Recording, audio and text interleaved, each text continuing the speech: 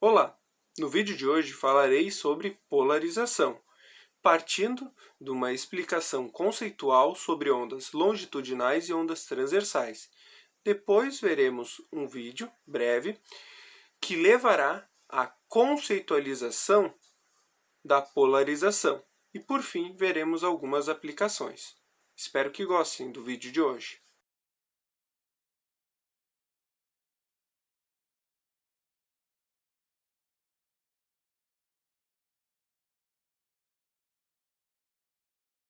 Com essa mola, a gente pode exemplificar os dois tipos de onda que a gente quer discutir, que é a onda longitudinal e a onda transversal.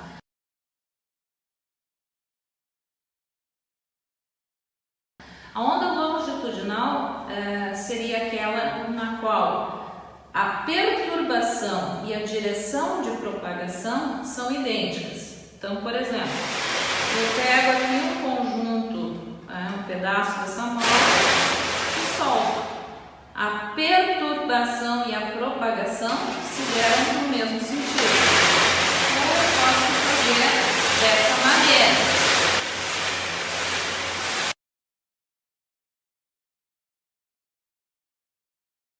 O outro tipo de onda é a onda transversal. É aquela que o pulso tem uma direção e a direção de propagação é perpendicular a essa.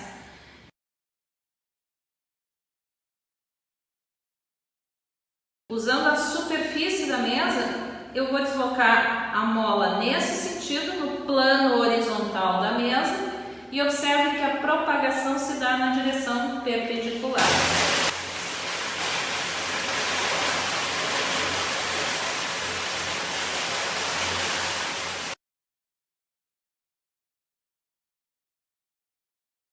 Aqui a gente tem uma onda transversal vertical.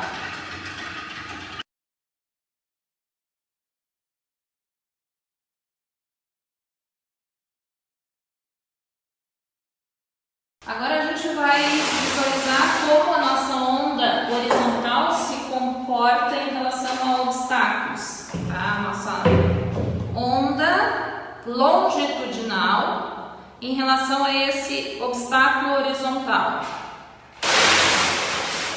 Vejam que ela passa pelo obstáculo sem nem tomar conhecimento dele.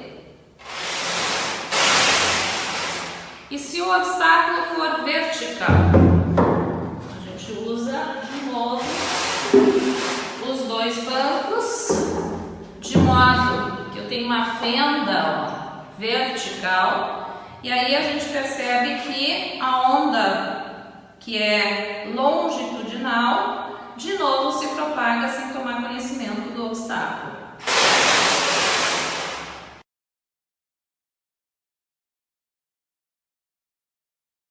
Agora nós vamos ver o que acontece quando a onda transversal, mas na horizontal, encontra esses obstáculos no meio do caminho. Então vamos começar com um obstáculo também horizontal. É como se eu tivesse aqui, ó, a fenda na direção horizontal.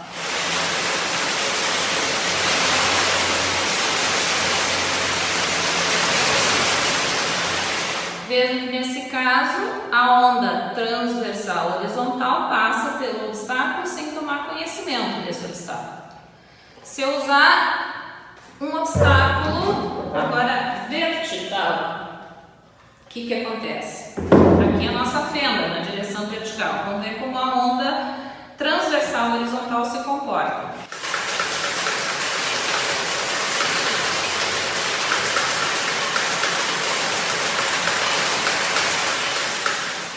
Como deu para perceber, aqui antes do obstáculo eu tenho a onda transversal. Depois do obstáculo, que é vertical, eu não tenho mais a propagação da onda transversal. Vamos ver de novo.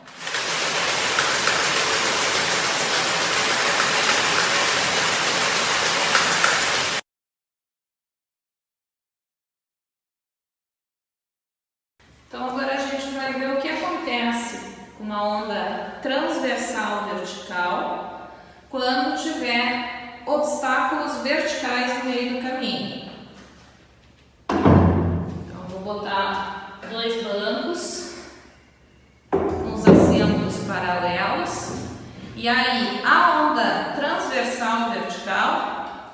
ela passa sem problema nenhum por esse tipo de obstáculo que também é vertical.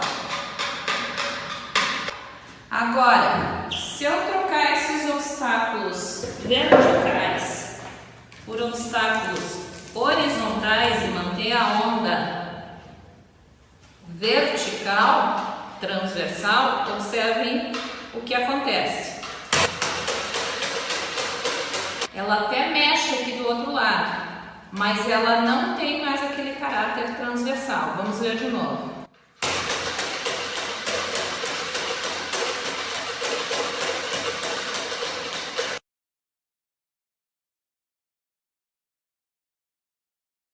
Agora nós vamos combinar um obstáculo vertical com um obstáculo horizontal na sequência e vamos produzir uma onda transversal vertical. Observem o que acontece.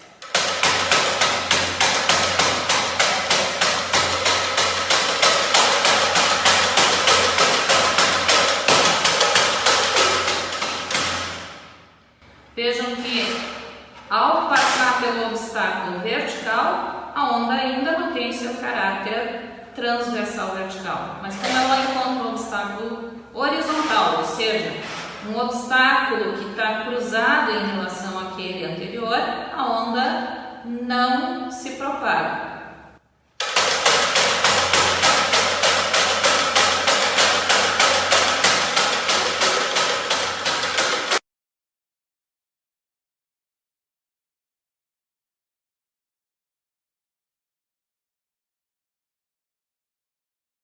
Nas demonstrações anteriores, a gente estava usando um dos tipos de onda, ou longitudinal, ou transversal na direção horizontal, ou transversal na direção vertical. Então, quando eu tenho uma dessas orientações de onda transversal, significa que a onda já tem uma única direção de polarização. Mas a onda ordinária, no fundo, ela oscila em todas as direções, que a gente pode simular da seguinte maneira. Tá? Observem que eu vou movimentar em todas as direções, mas sempre tentando manter esse movimento, o pulso perpendicular à direção de propagação. E observem que deixando então agora só o obstáculo na vertical, apesar de que a onda vai ser gerada com variação, oscilação em todas as direções, só vai passar um determinado tipo de orientação.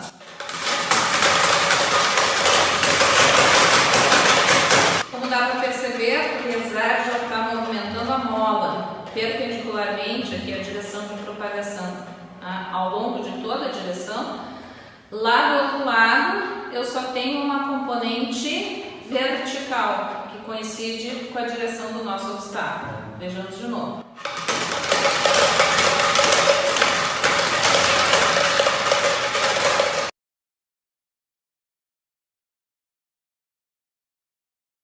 Primeiro ponto importante para se ressaltar sobre o vídeo anterior é de que ondas longitudinais não podem ser polarizadas, mas ondas transversais podem ser polarizadas, pois em ondas transversais a perturbação ocorre numa direção perpendicular à direção de propagação dessas ondas, como nós podemos ver em relação às molas.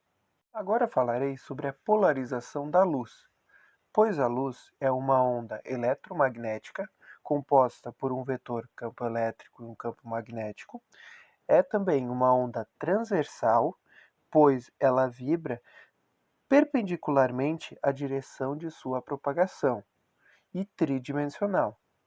Tendo isso, podemos definir a polarização da luz como um processo em que ocorre quando a luz interage com certos materiais, resultando na seleção de algumas direções de vibração do seu campo elétrico. Observando essa imagem, nós vemos dois polarizadores diante da fonte. O primeiro polarizador, nós nomeamos ele como sendo polarizador, tão somente. E o segundo polarizador, nós o nomeamos como analisador. Observando a figura 6 da página 106, podemos ver uma imagem análoga ao funcionamento dos polarizadores e dos analisadores, como sendo peneiras. Na figura A, observamos que tanto o primeiro polarizador quanto o analisador estão com suas fendas na mesma direção. E agora observando os palitos caindo sobre o primeiro polarizador. Ao cair os palitos sobre o primeiro polarizador, somente passam por esse aqueles que estão paralelos às suas fendas. Sendo assim, eles passam a ser polarizados à medida que passam por esse primeiro polarizador. Logo, esses palitos que estão polarizados passam pelo analisador. Sendo dessa forma, como as fendas são da mesma direção, coincidentes, esses palitos continuam caindo. Dessa forma, eles foram polarizados. Agora, observando a figura B, vemos que o polarizador está com suas fendas em uma direção e o analisador em outra direção. E na medida que os palitos que estão paralelos à fenda do primeiro polarizador conseguem passar por esse. Logo, assim que passam por esse polarizador, são polarizados. Mas esses não conseguem ultrapassar as fendas do analisador. No entanto, observemos que os palitos que estão na vertical, eles atravessam ambos os casos, todos os polarizadores, pois devemos imaginar esses palitos que caem na vertical como sendo ondas longitudinais. Dessa forma, estamos ilustrando a impossibilidade de polarizar tais ondas. A luz pode ser polarizada por diversos métodos. No entanto, nos focaremos nos métodos de polarização da luz por meio da absorção e por reflexão. Normalmente, para se polarizar a luz, se utiliza lâminas polaroides, que foram criadas em 1928, sendo uma película plástica capaz de polarizar a luz em determinada direção. As lâminas polaroides são compostas por cadeias de hidrocarbonetos. Mas como funciona o polaroide? Primeiro, quando o campo elétrico da luz incidente é paralelo às cadeias de hidrocarboneto, as correntes que se estabelecem absorvem a energia da luz. Portanto, não há passagem de luz nesse caso. E quando o campo elétrico da luz incidente é perpendicular às cadeias de hidrocarboneto, a luz será transmitida, logo, há passagem de luz. Já a polarização da luz por reflexão ocorre da seguinte forma. Quando a luz não polarizada, a luz natural, incide sobre uma superfície e é refletida a um ângulo superior a 50 graus, essa luz refletida será parcialmente polarizada ao longo da direção do plano de incidência, luz plano polarizada. No vídeo a seguir, veremos aplicações dos conceitos apresentados sobre polarização da luz.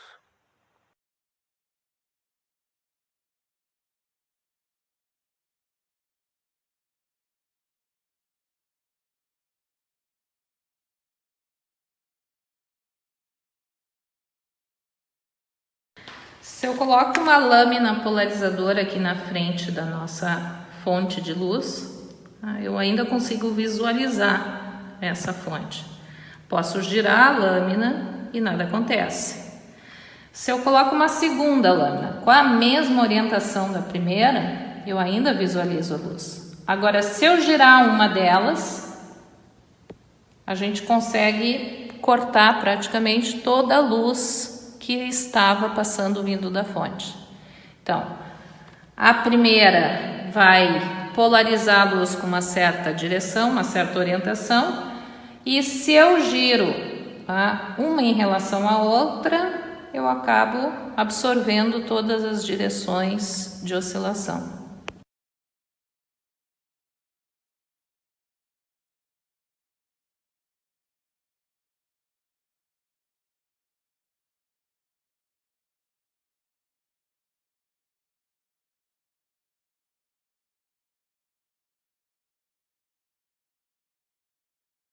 Colocando a lâmina polarizadora agora e girando ela,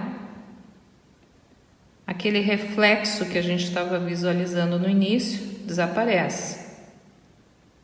Vou voltar para cá e vou retirar a lâmina.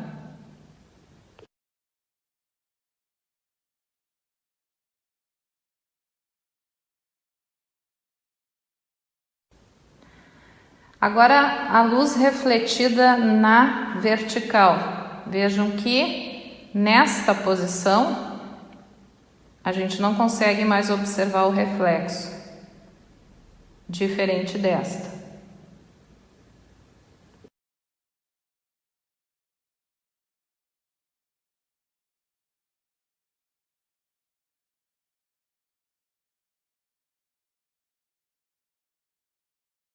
Mas afinal, o que as abelhas e as formigas do deserto têm em comum, além do fato de serem insetos? Tanto as abelhas quanto as formigas do deserto são capazes de detectar a polarização da luz. E observando o ângulo de orientação de seus corpos e a orientação da polarização da luz, tanto as abelhas quanto as formigas do deserto são capazes de se orientar. Mais especificamente, isso ocorre porque os olhos, tanto das abelhas quanto das formigas do deserto, são compostos formados por centenas de milhares de receptores de luz, chamados omatídeos. Quando a luz penetra em um omatídeo, é absorvida pelos pigmentos, produzindo um sinal que é enviado ao cérebro do inseto. Uma das partes do omatídeo pode detectar a polarização da luz. Os insetos detectam a orientação e a intensidade da polarização da luz a partir de 3 sinais. 2 deles vêm da parte sensível à polarização, sendo uma dessas partes para a direção de rotação. Já o terceiro sinal vem dos detectores de ultravioleta presentes nos omatídeos, que indicam apenas a intensidade da luz. Com base nesses 3 sinais provenientes de um grupo de omatídeos situados em uma pequena parte do olho, o inseto é capaz de determinar a polarização da luz que vem do céu. No entanto, no caso das abelhas, nós sabemos que elas transmitem algumas informações por meio de uma dança, uma série de movimentos sinuosos que transmitem, dentre esses dados, os dados obtidos da polarização da luz. Outra forma de polarização interessante de se falar é a polarização por transmissão, que ocorre normalmente em cristais. Muito comum se ver esse tipo de polarização na calcita óptica, mas também vemos no quartzo, na turmalina e até mesmo no gelo, que podem ter 2 índices de refração. Assim, um mesmo raio de luz se divide em 2 raios, polarizados em direções perpendiculares entre si. Como observamos nesse vídeo, no caso, uma calcita óptica gera 2 imagens da palavra expressa na folha, em decorrência dos diferentes índices de refração do material. E podemos, com polarizador, polarizar essa luz, observando o que ocorre com a imagem. Outro nome que essa propriedade leva é a de birrefringência. Outros materiais que possuem propriedade birrefringentes são os plásticos, pois nesses, na sua constituição, passam por um processo de alta tensões, que acaba sendo visível com o auxílio de polarizadores. Dessa forma, observamos imagens lindas como essa acima.